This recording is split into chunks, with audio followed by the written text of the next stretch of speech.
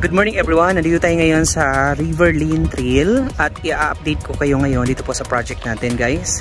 As of today, May 1, 2021, sold out na po itong ating Amara model, Riley model at mayroon po tayong available na 6 na unit nitong Layla model unit. And of course, the developer still giving us 50,000 pesos na take back reservation promo. Well, so papakita ko naman sa inyo guys. So dahil mabilis lang po talagang ma-reserve yung property dito sa River Lane Trail. So ang lot area nito po at least 80 square meters. And pero po ang available slot natin ngayon is dito po sa area to 120 square meters po.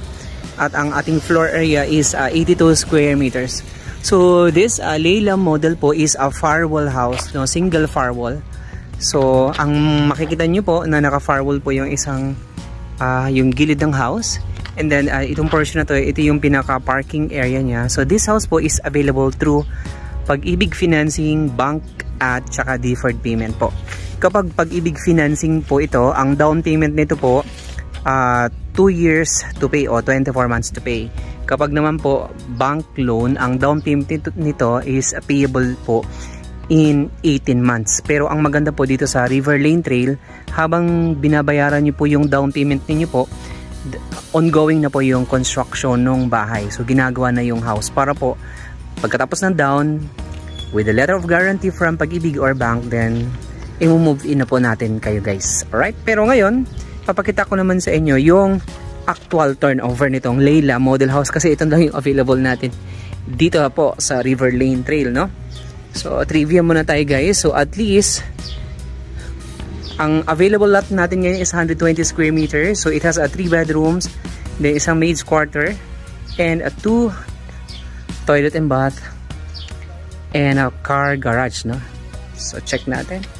So, ito yung pinaka-space lot niya dito po sa gilid. Pero meron siyang lanay area sa likod. Okay, so pasukin natin sa loob. So, ang facade ng house is a modern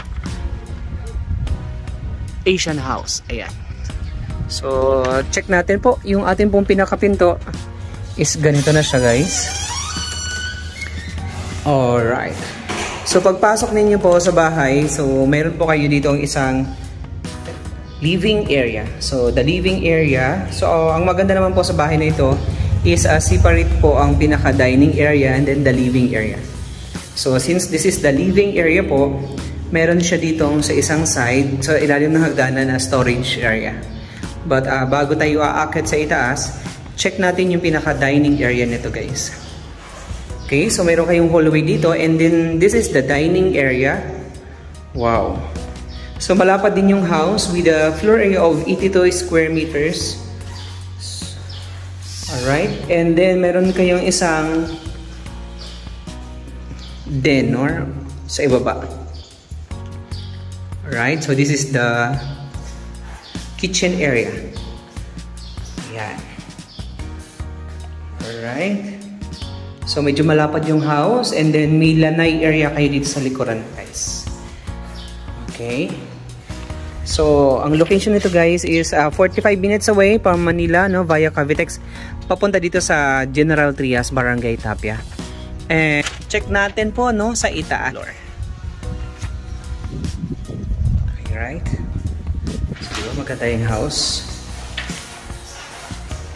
So, this is the staircase, no? Papunta sa itaas po. But the house is a high ceiling naman po, guys. Look at this. Ayan. So, akit tayo sa itaas.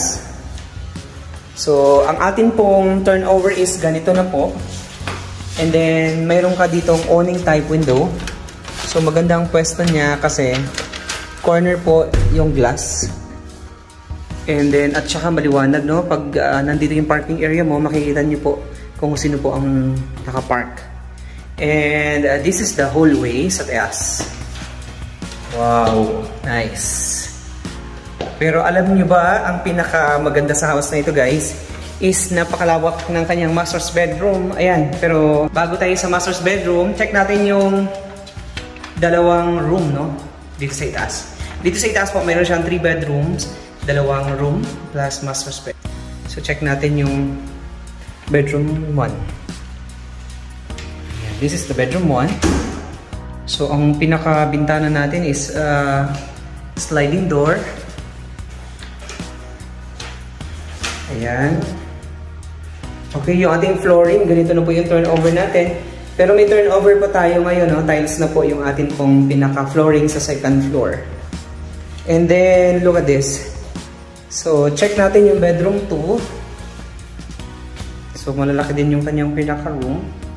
This is the bedroom 2. So, may bintana din po dito. And may mga outlet na siya. And then, dito sa itaas po, common CR lang po dito sa itaas po. So, this is the common CR for the 2 bedroom and then the master's bedroom. Ayan siya guys. Pero check natin po dito sa master's bed tayo dadaan. Alright? So, this is the master's bedroom. Wow. Okay. So, ang lapad, no? Kasyang-kasya dito po ang isang king size bed. Ayan. And napapansin ko lang siya, wala siya mga built-in cabinet, pero yung mga cabinets po is madali lang po na siya gawa ng paraan. Okay. Pero mas presko kasi malawak yung house. And of course, ito na lang yung available.